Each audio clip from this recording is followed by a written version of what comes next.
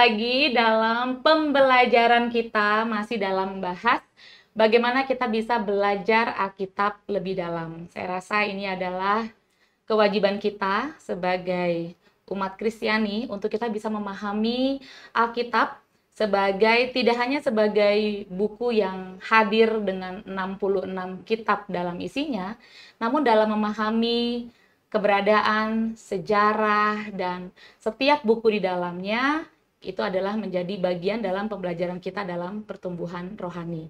Nah, kita akan melanjutkan pembelajaran kita dari episode-episode sebelumnya. Jadi bagi Anda yang mungkin ini baru pertama kali mendengarkan episode kali ini, saya menyarankan untuk bisa menonton episode-episode sebelumnya.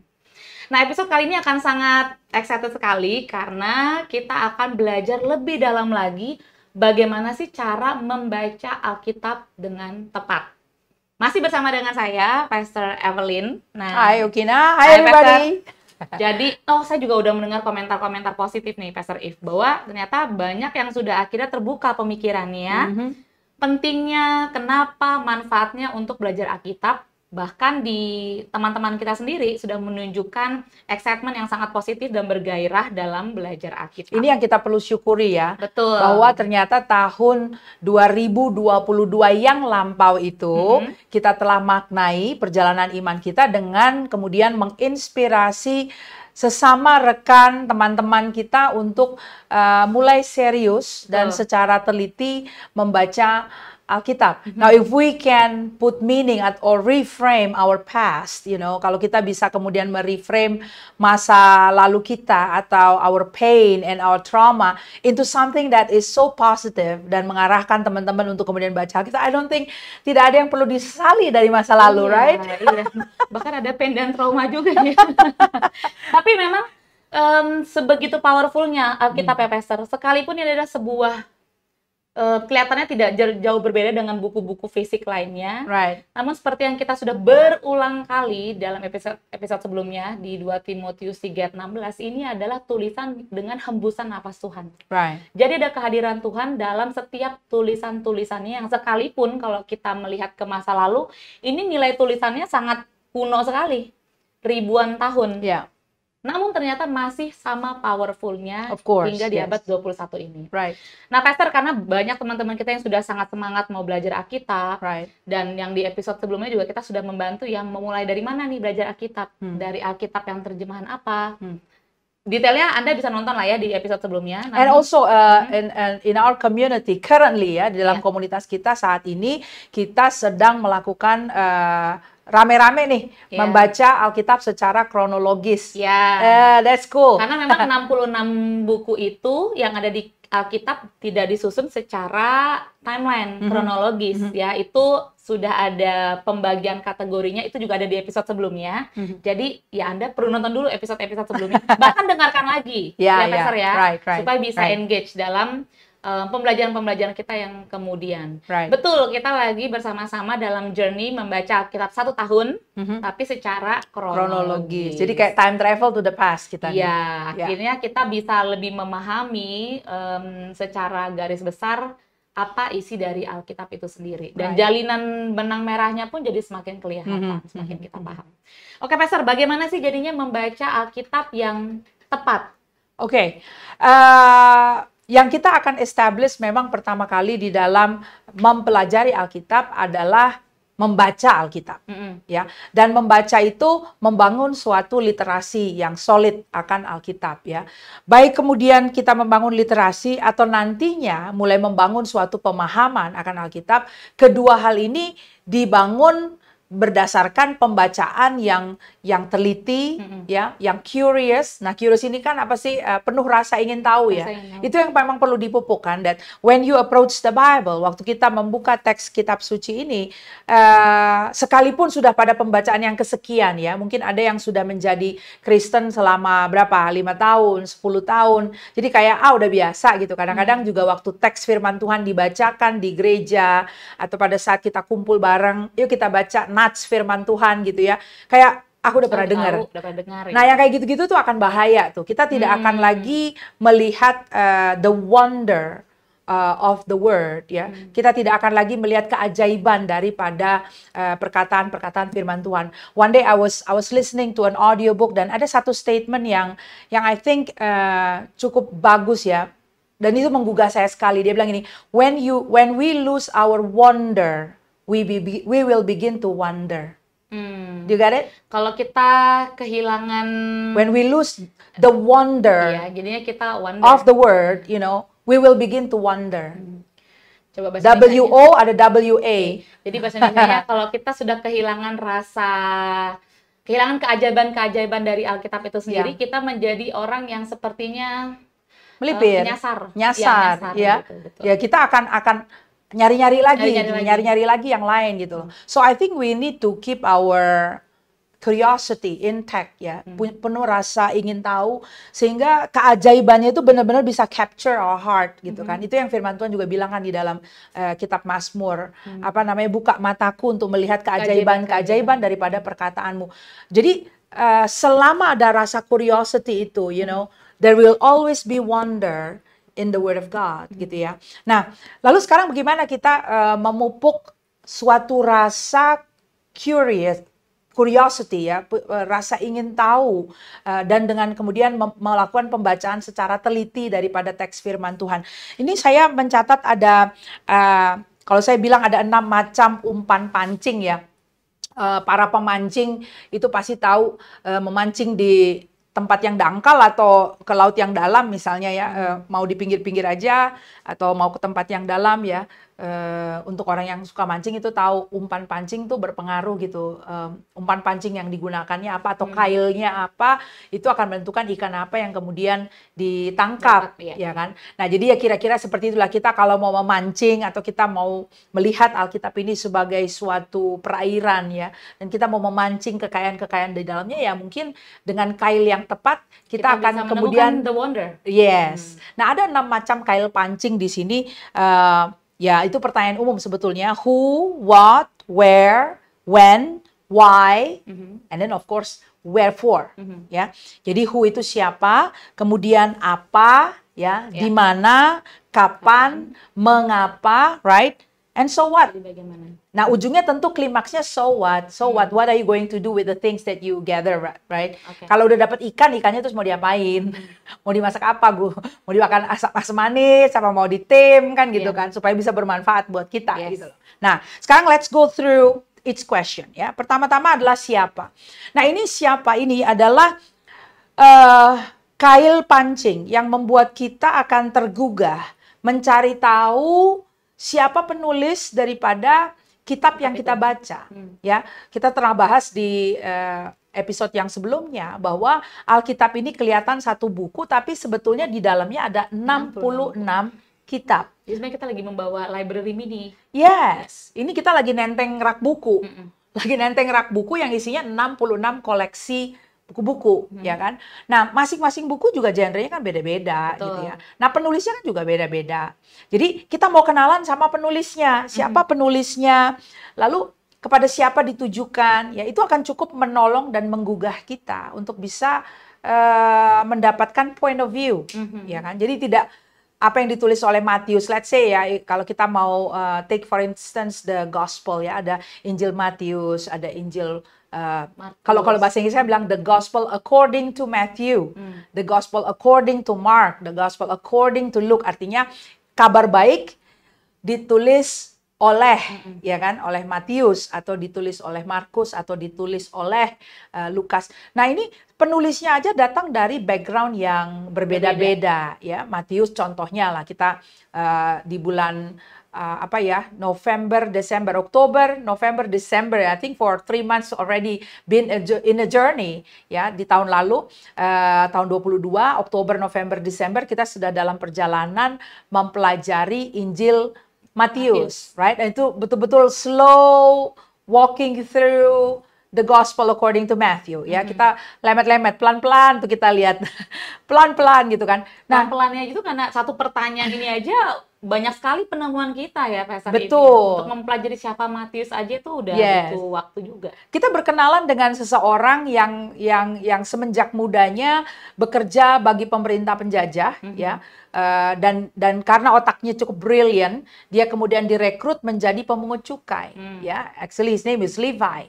Lalu kemudian menjadi Matius gitu kan. Dan di daerah atau pos operasinya ya, tempat dia bekerja atau piketnya dia untuk memungut pajak, itu adalah lokasi yang sama di mana murid-murid Yesus yang lain bekerja sebagai penjala ikan, ya kan? Dan dari income mereka menjala ikan, mereka harus membayar teks. Dan yang mungut teks itu adalah Matius. Nah, can you imagine the combination of all this, ya kan? Lalu kemudian satu hari Yesus berkata kepada Matthew, "Come and follow me." Dia tinggalkan langsung booth-nya itu, tempat dia memungut pajak, dan langsung following Jesus. Nah, following Jesus kan berarti dia berada di suatu ruang kelas kehidupan bersama-sama dengan 11 murid yang lain yang mungkin beberapa di antaranya dulu karena bayar pajak sama dia. Ya, harus bayar pajak dan harus didesak bayar mungkin lebih mahal gitu ya. Sama dia. Minimal itu kan Yakobus, Yohanes, right. ya Pastor ya, Simon Petrus, Andreas. Iya, itu yang kerjanya memang menangkap penjala ikan gitu kan. Dan mereka sekarang dimuridkan dalam satu ruang kelas yang sama.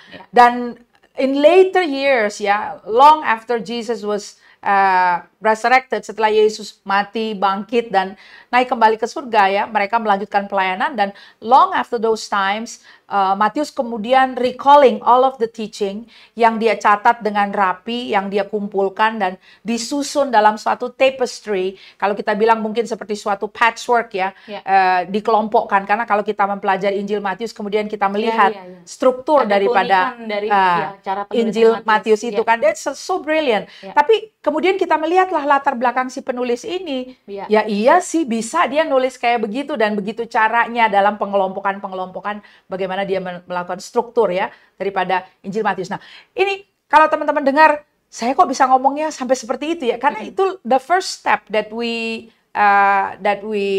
undertake ya, yang kita kemudian lakukan pada saat membaca Injil Matius. Kita mau kenalan sama Matius, sama penulisnya. Jadi ini bicara mengenai siapa. Lalu juga kepada siapa ditujukannya. Nah, kalau kita melihat intonasi atau perspektif yang digunakan oleh Injil Matius ya, yang cukup berbeda dengan Injil Markus. Contohnya waktu kita membaca Injil Markus, kita menemukan beberapa kali dia sebutkan segera sesudah, segera ya, soon after ya, at hand gitu kan. Langsung segera. Itu kelihatannya Injilnya sangat dinamis ya, penuh dengan the action.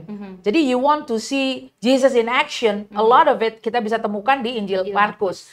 But then when you want to see Jesus teaching, itu akan kita temukan banyak di Matius, ya kan? Lalu kita lihat bahwa Injil Matius diawali dengan silsilah, genealogy. Why would he start with genealogy? Ini concern-nya adalah kepada siapa dia menulis. Audience-nya. Dan untuk audience yang clearly directed by Matthew that he has in mind, memang butuh seperti itu cara penulisannya to introduce Jesus as the king of the Jewish people. Ya kan? Makanya dia tulisnya begitu. Nah, jadi waktu kita cari tahu siapa penulisnya, kita bisa menemukan background ini, gitu ya. Lalu siapa saja tokoh-tokoh utama dalam tulisan tersebut? Ya, ini penting. Jadi saya biasanya kalau membaca, dan seperti kita bahas ya di episode sebelumnya, when you read, jangan baca satu kali saja gitu ya. You read repeatedly, baca dan dalam big chunk ya. Jadi kalau 28 pasal contohnya Injil Matius, mungkin mau dibagi 3 kah, ya kan? Supaya bisa dibagi 3 atau dibagi 4 gitu ya. 7 pasal. Ya, bisa 7 ya, 4 hari selesai. Habis itu ulang lagi, 4 hari selesai. In 1 month you already baca berapa kali itu? Ya kan? Nanti bisa baca dalam versi yang berbeda. Mungkin baca dari TB dulu, nanti lalu coba lagi baca dengan BIMK, coba lagi baca dengan TSI, ya kan? Atau mau you want to venture out to the English version, bisa baca dari New King James atau NIV. You will get the taste in 1 month. Say. And then the second month, ya, mungkin sambil membaca the first month kayak gitu, the second month mungkin akan mulai kenalan sama tokoh-tokoh. Saya biasanya pakai marker ya, pakai highlighter. Jadi tokoh-tokoh tuh kemudian akan saya stabilo warna yang sama, nanti kemudian kita bisa study siapa. Jadi kita bisa akrab dengan nama-nama, bahkan nama tempat, juga bisa akrab dari situ, baca berkali-kali. Right. Nah, jadi itu siapa ya? Jadi silahkan ini bisa juga teman-teman gunakan. Lalu yang berikutnya adalah pertanyaan apa? What? Ya, apa tema besar dari tulisan atau kitab tersebut? Again, kita take for instance Injil Matius. Apa tema besar ini kita akan kemudian bisa temukan waktu kita melakukan pembacaan yang berulang-ulang. Apa sih kata yang sering kali muncul? Theme-nya apa sih? Ya kan? Kalau kita perhatikan di situ, Matius banyak sekali menyebut mengenai kerajaan surga. Ya, raja, kerajaan surga. Ya, itu banyak tuh dia sebutkan. Jadi apa sih yang dia mau coba lakukan dengan approach dari angle yang seperti itu, gitu ya. Lalu konflik-konflik apa saja yang kita temukan dalam tulisan tersebut, ya.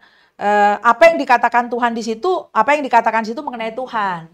Ya of course, ultimately waktu kita membaca teks yang kita mau tahu ya juga apa yang teks itu gambarkan, ceritakan mengenai Tuhan. Because Tuhan memperkenalkan dirinya lewat perkataannya yang tertulis, gitu ya. Oke, next adalah di mana. Nah, ini dia keren banget yang di mana nih. Ya, di mana Injil atau surat tersebut ditulis. Ya, banyak surat atau kitab-kitab di Alkitab itu bervariasi ya tempat penulisannya, daerah geografisnya juga beda-beda. Ada surat-surat Rasul Paulus yang ditulis dari penjara. Nah, ini kalau kemudian kita tahu bahwa surat tersebut ditulisnya dari penjara, Anda kayak lagi baca surat dari seorang napi. Ya, Anda dalam posisi yang tidak terpenjarakan, membaca surat dari seseorang yang tahanan, yang terpenjara, gitu ya. Lalu kita kemudian melihat intonasi dan gaya bahasa yang digunakan, apalagi Paulus ya menulis dari penjara, dia bilang bersukacitalah. Nah, kita kemudian pikir, kayaknya aku yang jadi bebas aja kurang-kurang sukacitanya. Bisa mendapatkan visualisasi dari si penulis ya. Tidak hanya tadi secara personality, karakteristik kepribadiannya dia, namun juga lokasi dia menulis sangat menentukan bagaimana kita memvisualisasikan pada saat membaca Alkitab. Orang dari penjara berkata bersukacita, dia menasihati kita bersukacita. Loh, kita yang tidak terkurung, mingkem-mingkem dan murung-murung gitu, bagaimana ceritanya gitu kan. Dia yang menghadapi death penalty, ya hukuman mati gitu. Lalu dia menasihatkan kita untuk bertekun, menasihati kita untuk nggak give up. Untuk memikirkan yang suci, yang benar, yang sedap didengar. Itu dia dituliskan di penjara itu. Ya, kalau penjaranya wangi, kayaknya tidak wangi di penjara itu.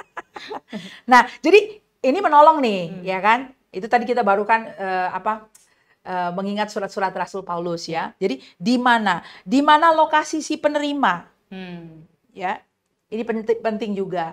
Lalu juga waktu kita meneropong teks ya, di mana itu bicara mengenai geographical location dari kalau ini kan surat ya, dari mana ditulis kepada siapa gitu ya. Tapi juga di dalam konteks isinya itu kalau menyangkut nama tempat ya, saya suka highlight tuh tempat-tempat ya, karena saya tidak familiar dengan geografisnya wilayah Timur Tengah ini ya, wilayah Israel dan sekitarnya saya tidak familiar.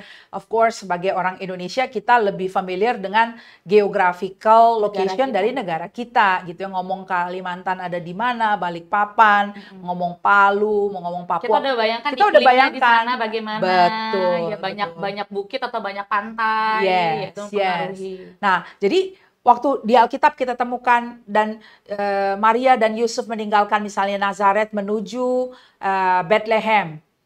Itu gimana caranya? Nazaret ada pada ketinggian berapa di atas permukaan laut? Ya, Bethlehem ada di ketinggian berapa di atas permukaan laut ya? Jadi untuk traveling pada saat itu Maria dalam kondisi hamil tua, dia harus menempuh perjalanan dari Nazaret menuju Bethlehem di provinsi Yudea. Itu kayak apa? Ya kan perlu tahu jaraknya berapa jauh. Betul. Itu kan kalau lurus aja berapa mil. Tapi ternyata perjalanannya tidak ditempuh secara garis lurus karena di tengahnya ada wilayah Samaria. Orang Yahudi tidak melintasi daerah Samaria. Nah, things like this kita temukan pada saat kita mempelajari di mananya di dalam teks yang tertulis tersebut. Jadi kota-kota yang dimaksud, ya kan, wilayah-wilayah sekitarnya seperti apa. Ini akan membukakan kepada kita suatu pemahaman geographical location yang cukup mengandung makna ya. Sama seperti misalnya Yohanes pasal 4, Yesus harus melewati daerah Samaria, itu tertulis dalam teks bahasa Indonesia, bahasa Inggris, but he must go through, ya kan? Dia harus. Kenapa sih mesti pakai kata harus dan emang kenapa? Ada apa sama Samaria? Nah, kalau kita tidak mengerti di mana geografikalnya Samaria dan konteks sejarahnya, kita nggak akan paham bahwa sebetulnya itu adalah sesuatu yang extraordinary yang Yesus lakukan gitu, karena di sana dia bertemu dengan seorang perempuan di dekat sumber Yakub gitu kan. Nah, jadi di mana ini penting. Ini akan membukakan jendela wawasan juga bagi kita. Gitu ya. Oke, berikutnya adalah kapan. When? Ya. Kapan Injil atau surat tersebut ditulis? Dan apa yang sedang terjadi pada saat itu? Ya, ini penting juga ini ya. Ya. Apa sih waktu itu, what is the political tension misalnya yang terjadi pada saat itu? Ya contoh, waktu kita meninggalkan perjanjian lama di lembar terakhir ya, di kitab Maleaki, lalu dipisahkan ada judul tuh, lembaran putih, yaitu cetakan Alkitab kita ya. Kemudian masuk ke perjanjian baru Injil Matius, kita akan menemukan suatu kondisi politikal yang berbeda daripada Maleaki. Jadi antara Maleaki dengan Injil Matius itu sudah jauh berbeda ternyata. Iya. Sekarang di Alkitab kita cuma bedanya satu lembar ya, itu cuma Anda mau cek nggak? Ini Alkitab saya masih baru nih ya. Nah, ini dia. Jadi saya punya Alkitab Maleaki pasal 4 itu ada di halaman 893. Lalu ada halaman kosong, kemudian judul perjanjian baru, lalu halaman kosong Matius. Lah ini halaman-halaman kosong ini ternyata 400-an tahun. Dan kita menemukan suatu iklim politik yang berbeda. Sosial masyarakat yang berbeda. Karena kemudian kita bertemu dan berkenalan dengan orang-orang yang namanya Saduki, kelompok Saduki, ada orang Farisi di situ, ya, ada ahli-ahli Taurat di situ. Ini orang-orang tidak kita temukan. Ada orang zealot di situ, bahkan salah satu dari orang zealot itu menjadi murid Yesus. Ini siapa orang-orang ini, ya kan? Nah, jadi kapan itu akan kemudian membuat kita bisa meneropong lebih jauh mengenai konteks ya daripada masyarakat pada saat itu ya. Lalu kapan tulisan tersebut terjadi dalam gambaran garis waktu di Alkitab ya, in the timeline of the Bible, where is that particular letter located? Ya, tentu dalam timeline itu juga akan kita temukan ya the political condition, social economy daripada masyarakat, siapa tokoh-tokoh yang ada pada situ. Karena kita melihat dalam timeline, lalu juga secara garis waktunya Tuhan, apa yang Tuhan akan kerjakan.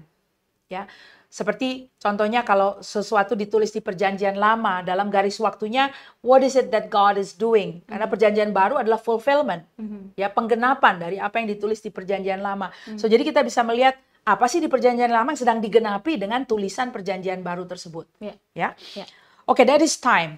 Now, mengapa? Why?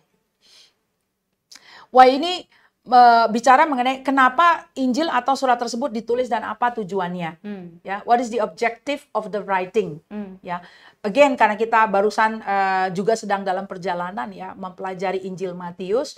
Nah, ini keren banget karena the objective of his writing itu dia tulis di pasal terakhir. Ayat terakhir, that's the culmination. Karena itu pergilah, jadikanlah semua bangsa muridku. Oh, ini pengutusan ya. Jadi dia diberitakan mengenai kerajaan surga, lalu bagaimana Raja Yesus datang dan berita pertamanya bertobatlah sebab kerajaan Allah sudah datang, ya kan? Lalu kemudian dilakukanlah 5 block teaching mengenai how to actually live within the kingdom of God. Ya, lifestyle-nya kayak apa, the community of the kingdom kayak apa, penyebar luasannya kayak apa. Lalu kemudian at the end, pergilah. Jadikanlah semua bangsa murid. Jadi the gospel is for all nations, semua bangsa. Dan dia makanya dia buka dengan apa? Menghadirkan orang Majus dari timur, ya kan? Dalam silsilah. Dalam silsilah juga ada ditulis secara sengaja orang-orang Gentiles. Gentiles sudah masuk di sana, ya kan? Orang Majus ada di sana. So we see how the gospel come not only for the Jewish people, but bahwa ada inklusi ya, bahwa memasukkan juga orang-orang non-Jewish di dalam rencana keselamatan Allah. Jadi kita bisa memahami tujuan, alasan mengapa Matius menuliskan Injil tersebut. Bahkan dari pasal 1 dan pasal 28 sudah ketahuan, bukan untuk orang Yahudi saja ternyata, namun untuk orang non-Yahudi pun Injil itu ditujukan. Right, right. Dari apa yang dia tulis di awal bahwa namanya akan disebut Immanuel, right? Lalu di ujungnya dikatakan dan aku akan menyertai kamu ya. sampai akhir kesudahannya. Konsisten. Jadi dia buka di sana, lalu dia akhiri di situ. Jadi kan ini suatu structure yang memang betul-betul rapi ya. Itu yang saya katakan tadi, brilliant sekali cara penulisannya gitu. Itu 2000 tahun yang lalu sudah ada orang dengan pemikiran seperti itu dalam membuat tulisan ya. Right. He can just pick and choose anything. I mean, when you live with somebody, you know, lalu dikatakan coba dong ceritain mengenai orangnya. Okay, now you wanna pick and choose. Yes. Ya kan? Gimana nih cara aku menceritakan orang ini, hatinya, mandatnya, out of so many memories, out of so many things that you listen to, out of so many teaching, out of so many kejadian yang beautiful, yang exciting yang kamu lihat. Oke, sekarang pilih gimana? Wah, by the anointing ya, dengan urapan dan inspirasi Roh Kudus, terjadilah Injil Matius. Ini kita baru ngomong Injil Matius ya. Baru Injil Matius. Yang durasinya Matius bersama dengan Yesus Kristus itu 3 tahunan ya, Pastor ya. Right. Berdasarkan catatan, tapi kan itu intens. Right. Mereka hidup bersama. Right. Bagus sih, maksudnya sangat terstruktur sekali. Ya. Matius bisa menuliskan. Jelas sekali ada tujuan pasti kenapa dia menulis seperti itu. Betul, betul. Nah, jadi terus kemudian mengapa Tuhan melakukan hal ini dan di mana lagi hal yang mirip seperti ini dicatat dalam Alkitab? Ya. Tapi ini tertolong, Pastor. Di mana lagi hal yang mirip seperti ini dicatat dalam Alkitab? Alkitab kita sudah ada yang bantuin ya. Dia kasih tuh kitab-kitab referensi. Ya, jadi kalau sebenarnya kita bisa aja ya cari sendiri gitu loh. Jadi ini kalau teman-teman mau teliti, kalau ada kata-kata nubuatan, betul. dia referensikan di mana. Ya, jadi ada catatan kaki di bagian akhir. Ya. Ini sangat menolong Alkitab membantu pembelajaran kita juga dalam belajar Alkitab. Jadi yang ada ayat-ayat kecil itu teman-teman bisa memahami ya maksudnya apa ya. Betul. Jadi kalau di bawah judul Lembaga Alkitab Indonesia udah bantuin tuh ya. Itu in the Synoptic Gospel berarti catatan yang sama juga ditulis oleh penulis Injil yang lain. Kalau di bawah judul. Kalau catatan kaki di bawah itu merujuk kepada Perjanjian Lama. Entah itu nubuatan, janji Tuhan yang pernah dikatakan mengenai hal tersebut. Ada juga di Perjanjian Baru yang bisa ada yang referensinya juga. Yes. Ya. Jadi itu fungsinya juga. Ini kita udah sangat dibantu nih oleh Lembaga Alkitab Indonesia. Betul. Ya. Nah, jadi itu tadi mengapa. Nah, jadi kalau kita lihat rangkaiannya ya, who, what, where, when, why, siapa, apa, di mana, kapan, mengapa, ini sudah menggugah kita ya saya katakan tadi seperti kail pancing itu untuk kemudian secara teliti. Kan kalau udah kayak gini kita nggak bisa baca buru-buru ya, nggak bisa buru-buru, kita udah mulai menandai dan kemudian melihat ya. Saya ingat waktu awal-awal di bulan November, kalau saya nggak salah, di satu kelompok Bible Study yang saya fasilitasi itu, saya katakan, coba lihat deh, di Injil Matius berapa kali tuh dikatakan, kemudian genaplah seperti yang tertulis, ya kan? Atau it was fulfilled, gitu ya, digenapi. Seperti yang tertulis. Betul. Nah, itu saya minta mereka hitung, semua, teman-teman semua menghitung, lalu kemudian membuka rujukan ayat-ayat tersebut di Perjanjian Lama, lalu kemudian melihat di dalam garis waktu atau timeline, kapan ayat-ayat tersebut di Perjanjian Lama dinubuatkan. Ya. Contohnya kalau kutipan dari Yesaya berarti sekitar 720 tahun sebelum timelinenya Matius gitu kan. Mungkin ada Nabi Mika juga dikutip ya. Jadi itu keren banget kan. Lalu kadang-kadang waktu dikatakan fulfilled, yang dikutip tuh separuh. Ya, karena memang itu common ya. Jadi dikutipnya separuh itu orang-orang para pembaca itu sudah biasa, sudah hafal soalnya. Apa yang dimaksud ya. Betul. Jadi isi teks lengkapnya sudah hafal gitu, udah tahu. Jadi dikutipnya separuh. Tapi kan kita yang mungkin masih baru belajar ini maksudnya apa? Nah, kalau kita lihat referensinya ke Perjanjian Lama, oh ini maksudnya. Lalu di Perjanjian Lama dalam konteks apa itu ayat disampaikan atau nubuat itu atau teguran tersebut disampaikan, lihat lagi, baca lagi. Jadi kita akan kemudian memahami waktu Yesus berkata dan merujuk ke Perjanjian Lama, dia sedang membangkitkan apa dalam memori para pendengarnya yang hadir pada saat itu. Gitu loh. Itu akan membuat kita. Nah, sekarang kalau semuanya dirangkum, then pertanyaan terakhir adalah wherefore? So what? So bagaimana? Jadi dari semua yang kita tampung, yang sudah kita glean di situ, itu yang saya bilang, pembelajaran yang seperti ini, baru kemudian kita bisa memaknai, oh maksudnya seperti ini. Then you can put yourself there. Kalau itulah pesan Tuhan bagi mereka pada saat itu. dan apa prinsip yang kita bisa ambil, yang kemudian membuat kita bisa memahami Betul. kondisi kita pada hari ini. Oke. Dengan kalau saya belajar Injil juga ya, Pastor, Yesus juga memang banyak sekali merujuk ke kitab-kitab Taurat, ya, kitab dari Musa, lalu juga Mazmur, ya, Yesaya. Itu juga menolong saya juga untuk juga bisa memahami atau mungkin menjawab pertanyaan dari teman-teman, apakah saya masih perlu membaca Perjanjian Lama? Ya, mungkin ada yang kayaknya jangan baca Perjanjian Lama ya, agak sulit pilihan katanya, mungkin kayaknya lebih enak Perjanjian Baru, lebih enak dipahami, mungkin udah langsung kenal Yesusnya. Tapi dengan Yesus sebenarnya merujuk ke tulisan-tulisan yang ada di Perjanjian Lama, itu juga membantu saya, memang saya harus membaca Perjanjian Lama juga. Memang sulit juga untuk memahami konteksnya ya Perjanjian Lama, apalagi tadi menjawab pertanyaan-pertanyaan yang 5W tadi. Iya. Ya, 5Ws tadi itu kalau dalam bahasa Inggris ya. Who, where, when, why. Namun ternyata dengan kita bisa memahami Perjanjian Lama, konteks dan menjawab pertanyaan itu juga, kita akan semakin mudah sebenarnya memahami Perjanjian Baru.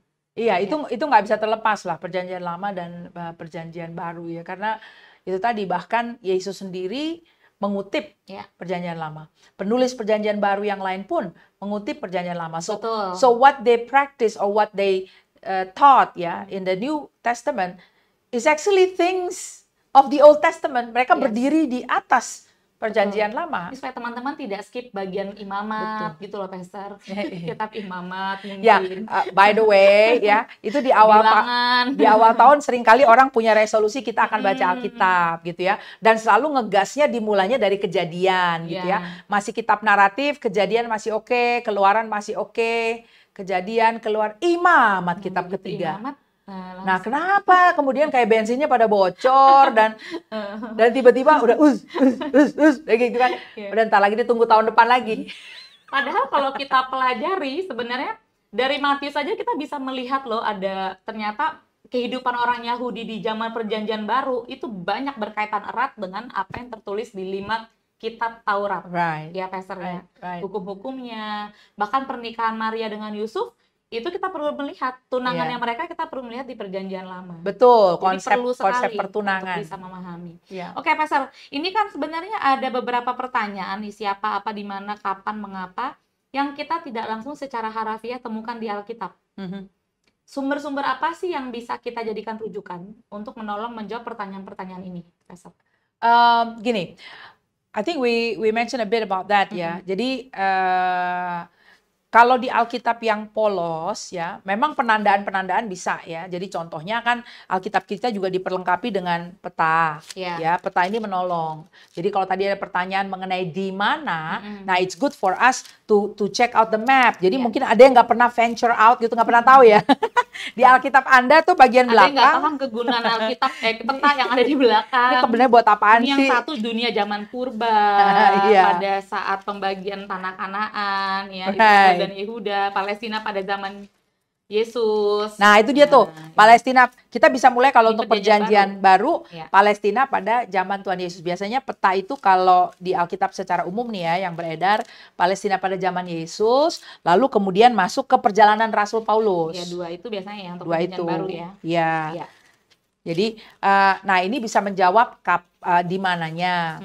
Nah, untuk pertanyaan-pertanyaan yang lain, tokoh-tokoh gitu ya. Nah, kita bisa gunakan alat bantu, mungkin adalah Unlocking the Bible dari David Pawson, atau gunakan ensiklopedia Alkitab, ya, atau survei Perjanjian Baru. Ini kalau untuk Perjanjian Baru ada both New Testament and Old Testament, ya, survei Perjanjian Lama, John Walton, lalu juga ada survei Perjanjian Baru, ya kan, ensiklopedia. Ini akan menolong, memberikan kepada kita data tambahan, atau handbook to the Bible. Ya, untuk itu juga digital bagus. kita ada sabda.org. Ya, sabda.org. Sudah dikembangkan oleh Lembaga Alkitab Indonesia juga. Lalu ada kamus juga sih, Pastor, di bagian belakang Alkitab kita yang bisa menolong apabila ada kata-kata yang asing yang mungkin teman-teman kurang paham. Ya, ini adalah kamus yang cukup general yang bisa membantu dalam pembacaan Alkitab kita. Nah, jadi ini kalau Alkitabnya polosan ya, artinya bukan Alkitab studi, ini aja sudah bagus nih kalau kita sama-sama bisa melihat lembar-lembar belakang itu. Jadi ada loh di lembar-lembar belakang gitu kan. Nah, kalau memang mau lebih lagi, Anda bisa memiliki Alkitab Studi. Ya. Jadi dari Lembaga Alkitab Indonesia dan juga dari Gandum Mas itu ada terbitan Alkitab Studi yang memberikan kepada kita perkenalan pada masing-masing kitab atau buku dari Alkitab. Itu menolong. Ya, jadi kita bersyukurlah di bahasa Indonesia sudah tersedia resources yang seperti itu. Ya.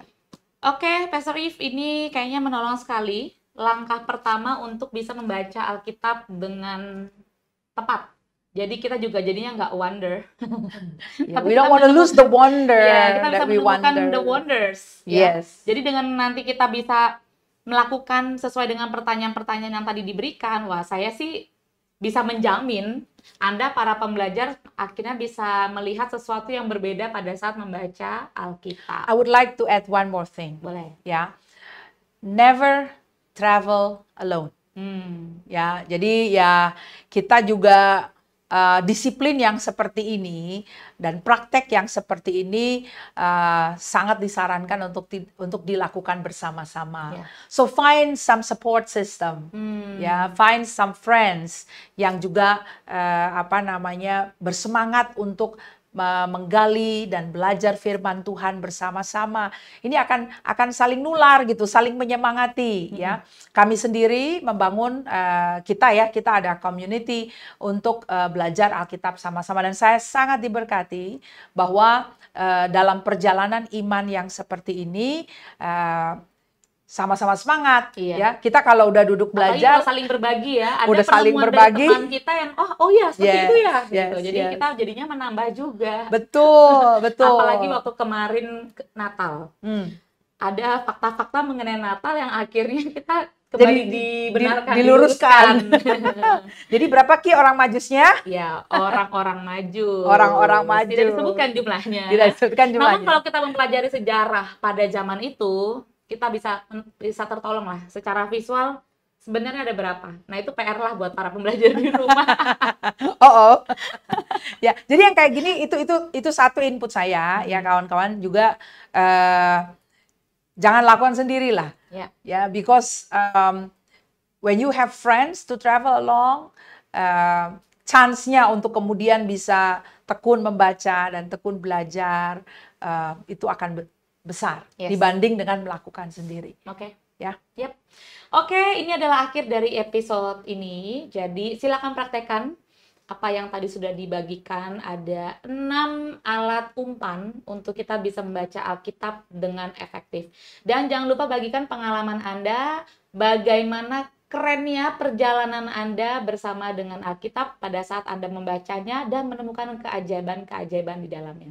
Sampai berjumpa di episode berikutnya.